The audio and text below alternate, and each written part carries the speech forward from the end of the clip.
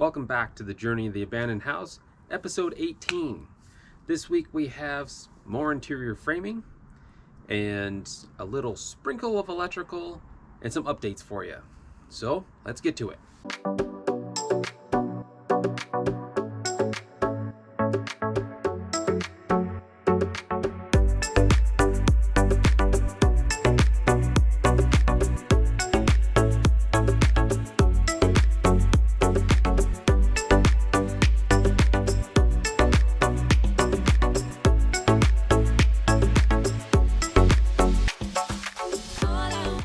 All right, first update for the week. I received a promotion, temporary promotion that is.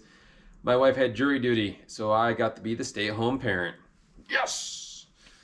And for any of you out there who think that the stay-at-home parents have it easy, I've only had one kid. People have multiple kids, and it's a lot of work. And I applaud anyone who is a stay-at-home parent. Good on you. Good on your spouse for, helping you make that possible. And yeah, enough of that. For Frankie. What do we do here, Frankie? Oh, so an engineer friend of mine I reached out to a couple weeks back, and he came up and took a look at that retaining wall. Bruh. At some point, maybe I'll do a whole episode on just that retaining wall and the saga I have been through to get this far, but I'm not gonna get into it today. The good news is he thinks he's got multiple options for us to have to fix that issue back there, and I am ecstatic that he came on board and is willing to help out. I hated to reach out to him, I really did, but I'm grasping at straws at this point. There is no local help to be had. So that's happening, that's in the works. We had our foundation inspection finally from code enforcement, and he came around, said everything looked good, and is excited that the project is still moving forward. And so we'll keep him updated on some of the new framing and all that. And spray foam. The original contractor I had set up for it, one of his guys has become ill and is having issues, so he's not available to spray, and he's pushing projects way out. And so I reached out to another foamer in the area, and he came by today and walked around, looked at the progress. So it's already been sprayed, and he's going to get back to me he's going to be back here at the end of April. And he's gonna come by in a couple weeks to do final measurements and all that stuff. But so that's in the works, and now I'm eagerly trying to find the sheetrock crew that can handle this job. Because, man, if I have to sheetrock this thing by myself, it's a lot. It's a lot. I don't want to do it. Quite honestly, I just don't want to do it. So hopefully that comes along and we can move forward. But for today and what I did this week in my half week. So we've talked a bunch about this back wall over here in the front bedroom and how it extends into the kitchen area and all that. And doing some investigating, I found some more problems with this existing wall. Well, going that way. And this is what I found, this is what I fixed. So again, we're dealing with this wall that's out of plumb. We have countertop and cabinet going in here. So you want to have that intersection where the cabinet comes into the wall, come into a plumb surface. Plumb meaning straight up and down. And we know this is out. So we need to figure out how far it's out and how we're going to address that, because in this phase, you can fix the out of plumb issue and have it behind the sheetrock, and then everything you put in, including the sheetrock, is easier, and everything just lines up and it's clean and flush. Can you go ahead and get a filler strip on the edge of the cabinet and put a wedge in there so it's wide at the bottom and narrow at the top? Yes, you can. Have I done it? Yes, I have.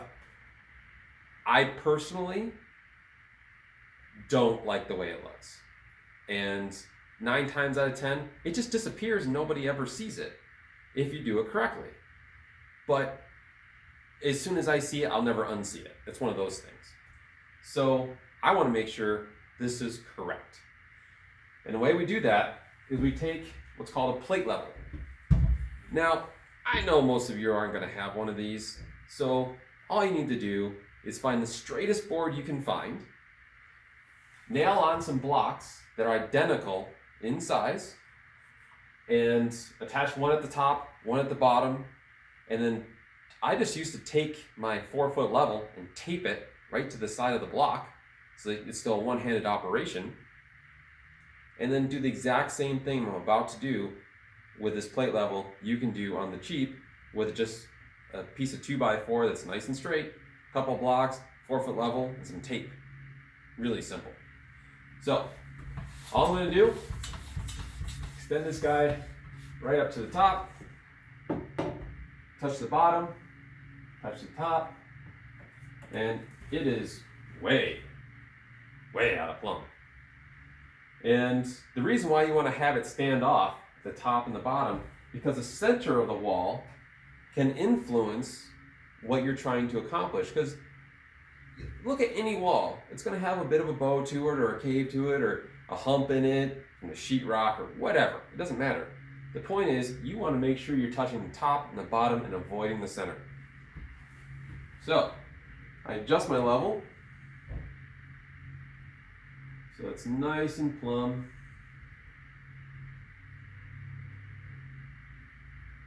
Right there. Now, the bottom is where the gap is, obviously. So, take my pencil, put a little tick mark, and then I put my level down. I'm gonna get that measurement. It's 1.5 inches. So, what do I need to do? Well, to plumb up this wall, I need to cut a piece of 2x4 and have 1.5 inches at the bottom, down to nothing at the top. Okay, sounds great. Let's do that. Whoa, not yet. The equation isn't fully solved yet. In my particular scenario, I've got this section here. And in this section, we're going to have cabinets and countertop as well, going that direction. So what do you need? You need to have 26 inches of depth to set your countertop and your cabinet. Well, if you don't have that, then you have this weird little intersection right here of countertops interacting with each other. And so what you need to do is you need to fur out one side or the other. So let's check. It is 24.5. Well, that's not 26. So you need to stand this wall off 1.5 inches. Well, we're already standing it off, right, with a long taper. So now we got to figure out at countertop height, where does that taper come in? Or yeah, what's the thickness of that taper? So at the bottom, it'd be right, but it's a taper. So somewhere in the middle, it's not going to be right. So, countertop height.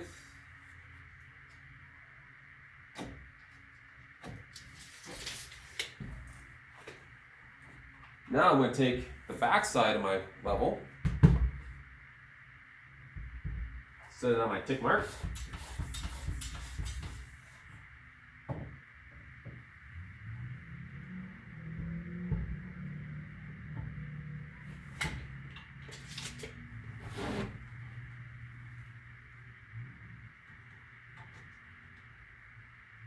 Gap here is 1 inch.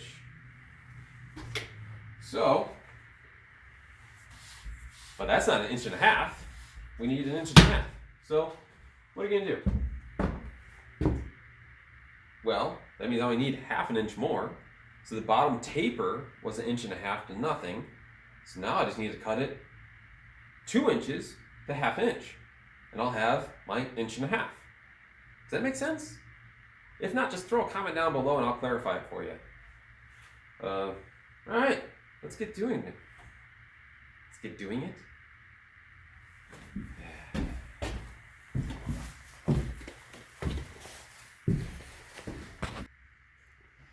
So here's how far out of plumb this wall is without the tapers on.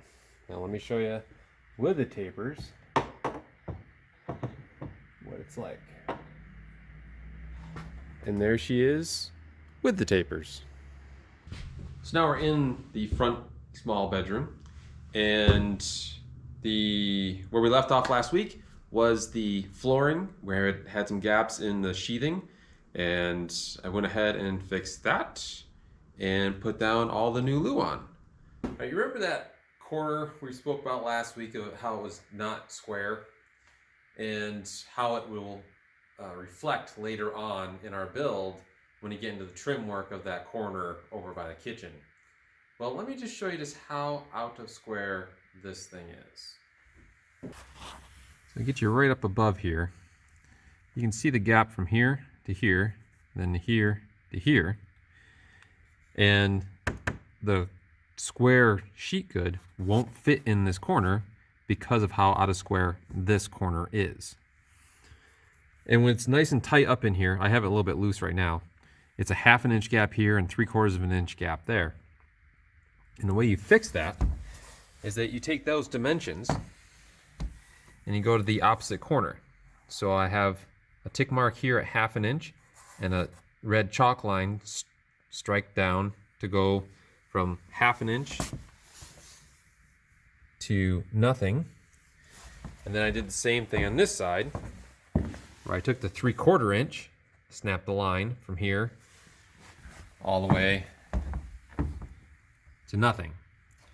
Now all I have to do is cut those lines and this thing will fit like a glove.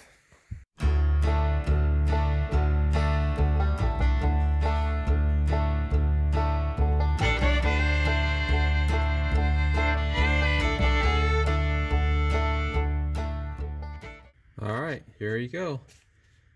All cut and installed.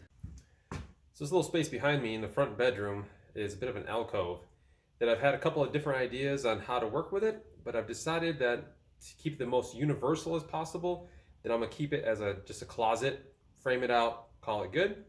So I've cut everything, it's ready to go together. So let's go put some sticks in the air. I framed it out in a way so that the future homeowner, if they did so choose, could eliminate this framing relatively easily and use this space for something else. And so that's all done. And I did have a heck of a time dealing with this wall yet again, but sorted it out. It's fine. It's more of the same. The wall's in. I compensated for it. It's framed out. It's finished. Done. Next. Hi down there. If you can't tell, you're on the floor and I'm up in the attic space, and I'm above the ceiling for the small bedroom. Yes, there's a ceiling now. It's all framed out. So let me show you how I got this far and the problem I had to run into. So I've got 3/4 inch down below. We know we're out of square. And we've got the wall tilted in 1 inch and 7/8. So you add those two numbers together and you end up with 2 5/8. So with 2 5/8, what does that mean for layout? Well, typically you set your joists or wall studs or whatever you're doing every 16 inches, right? And if you want to hit the center of that framing member, you subtract 3/4 inch from the 16 inch mark, and 32, 48, so on. So you end up framing at 15 1/4, 31 1/4, 47 1/4. But what I need to do is take that 2 5/8, add it to the 3/4 inch, giving me 3 3/8, and then that will be my first tick mark. Bah. So what do? Take 3 3/8 and subtract it from 16, 32, 48? No, I'm not. That's way too much work. So all I'm gonna do is take a nail and I'm gonna set it up in that corner where that new header is. Above the window header, you see a new header or a girder that I'm putting in. And I'm gonna set a nail there, 3 3/8 off of the leading edge, so that I can hook my tape measure to that and pull it, and that will give me my 16, 32, 48, and so on. So that's what I'm gonna do. All right, so in the Jack and Jill, I was able to frame this ceiling out as well. And so this is all finished. You can see all that, yada, yada, yada. And we still have a jack post over here. And let me show you why that's here and why it's still here. So once again, I went to go do something simple and Frankie said, I'm the boss. And so what I tried doing is just putting in this header block to tie up all this framing. You've got a ceiling joist here, and a girder here running the length of the building. And what you can see is that the girder is lower than this framing member that's coming off of this wall and the wall behind me. So I want to jack this up to line it all up before I fasten it to create a nice, clean, even plane. So I keep doing this pretty much in everything I touch around here, having to jack something up, but I never show you guys the detail of that. So I decided, well, let's show you guys. So it's really quite simple. All I do is take a temporary jack post, and put it in, set blocks underneath it, do whatever you have to do to get your elevation correct, and then it's a simple screw joint, and you just screw this up, and then that guy goes away. Show you.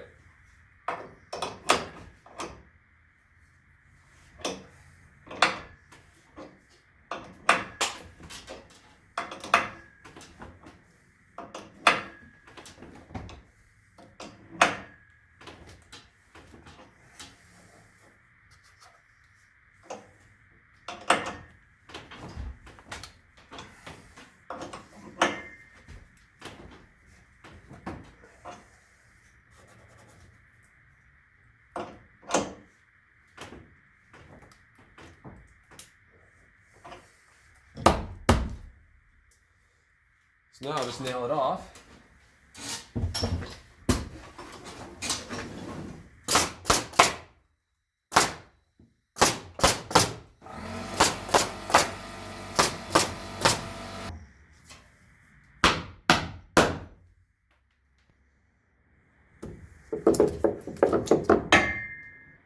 And then I'm going to use a fastener called a headlock. You see how large the head is. What you want to do is use these guys to help draw it all together. The nails have the shear strength, the screws have the draw strength. Now these are rated as much as a 3/8 lag as well, so they have quite a bit of shears to go along with the draw.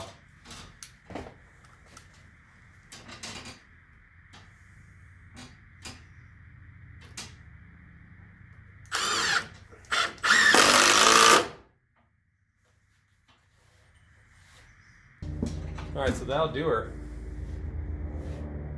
And so I'll leave the jack in overnight to help with the relearning of the lumber. Because what's happened is the lumber, even though it's supported there on that wall, has sagged over time. And when I jacked it all up over there to set that wall, this side was still in the sagged location, if you will. So I'll leave this in overnight. I may even leave it in over the weekend. We'll see. And that way this lumber, as it's being pushed up, doesn't automatically just stay there. All right, it's going to have a lot of tension, a lot of memory that it's going to want to fold back down, and this piece is going to have to fight really hard to keep that where it is. So what I'm going to do is leave this here to allow the wood to relearn where it should be. All right, everyone, one final update, and that is it's springtime. Not actually, but it's melting outside. It was 60 degrees yesterday, 50 something today, and I don't have to have my layers on and my layers and my mittens. My fingers are free to work. So I appreciate you guys watching. If you have any questions at all, pop them down below, and I'd love to answer them for you. And if you enjoyed it, go ahead and, you know, hammer that like button. Hammer it. Just bam. Or maybe not with an actual hammer. Just finger will work just fine. And I want to say a special thanks to the folks over at the Lake Clear Transfer Station for helping me out this morning and watching my videos. I appreciate it. I had to take, you know, Pocket Rainbow load down today. It was completely full. And if you don't know why it's called Pocket Rainbow load, you can go to this video here. And if you want to continue watching the journey of the abandoned house, you can go over here. All right, guys, appreciate it. See you next week.